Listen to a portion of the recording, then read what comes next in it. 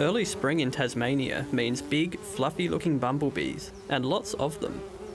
Their queens are so big, there's room for them to carry radio transmitters on their backs. We just grab them with a tube, put them into the freezer to chill them, and then we're putting on a new generation of radio transmitters onto the back of the bees.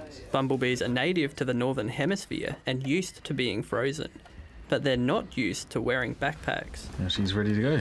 They might spend about 5 minutes rubbing the back of their back trying to get the transmitter off, but we're actually been surprised how quickly they switch back to foraging and they completely forget about it. Researchers can now track where they're setting up nests and how they interact with native species.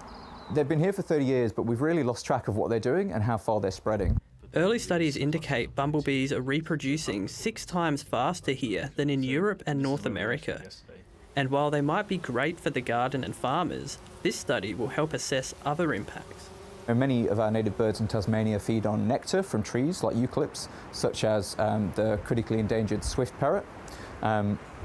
Also, bumblebees will feed on that nectar as well. As these bumblebees fly around with their backpacks, they're helping us to learn more about their behaviour. This technology could also be used on other species in the future. Hopefully, as the technology gets better, we'll have even smaller versions of these transmitters that allow us to track smaller insects again. It's a small weight for a few bumblebees to carry, but it could be a big advance in insect monitoring. Adam Holmes, ABC News.